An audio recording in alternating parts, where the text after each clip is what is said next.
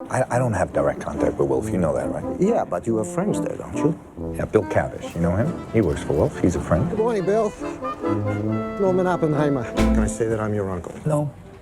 Well, Richard Gere has had a terrific career, a lot of great movies, from Pretty Woman to Officer and a Gentleman to American Gigolo. I could go on and on and on, but he has never had a role quite this surprising and quite this effective. If not the best role of his career, I think Norman is close to it. The new movie Norman, which is subtitled The Moderate Rise and Tragic Fall of a New York Fixer, is about one of those guys you may know but you may run away from on the street. He's indeed a kind of fixer, a connector, a guy who goes up to perfect strangers and strikes up a conversation, just wants to help them out, hand him his card. He's a real operator, as it were, but with his shoulders hunched, with these phone earbuds in his ear all the time, seemingly constantly in conversation with somebody. This networker is somebody that maybe isn't as successful as he might seem to think. He just wants to bring people together, make things happen, but for Norman, things don't usually happen. And when he tells people the story of his own life, about his wife, his kids and things, you're not even sure if those people exist. Please, respect my position. Stop. Please. I'm sorry, I don't know what else to say.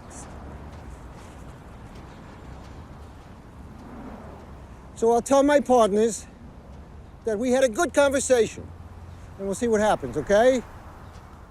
Well, one day he meets an aspiring politician on the streets of New York. This is an Israeli politician by the name of Eshel. He's a low-level kind of guy, but Norman meets him in a shoe store and insists that he buy him a $1,000 pair of shoes, very expensive. Well, this is the right horse that Norman finally picked, because a few years later, we learn that this man has become the Prime Minister of Israel. And will he remember Norman when he returns to New York? Yes, he does. And that is something that spins this story off into a political scandal, with Norman suddenly in the midst of an international crisis, as it were. Thanks for coming down, really. I appreciate it. I really want to talk to you about You're something acting really like a important. maniac. Look What? at you. Why are you getting involved? This thing is bad for Israel, bad for America, bad for Jews, bad for everybody. You're Step right. away, This is step bad away. for everybody. That's why I want to help. How can you help?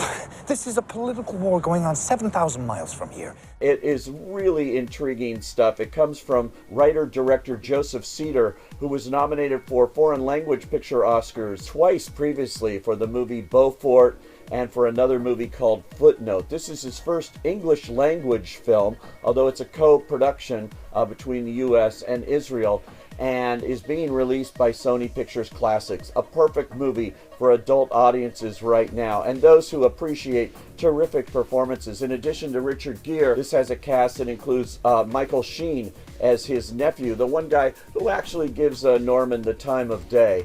There's also the wonderful actress Charlotte Gainsbourg. Dan Stevens, currently on screens as the Beast in Beauty and the Beast, is also in this film, as is Steve Buscemi as a rabbi, no less, that Norman decides to help out, and Hank Azaria, many others, but this is Richard Gere's movie, and he has simply never been better. I love this film, and I really highly recommend it for discriminating adult grown-up audiences looking for something challenging yet highly entertaining. I say, go.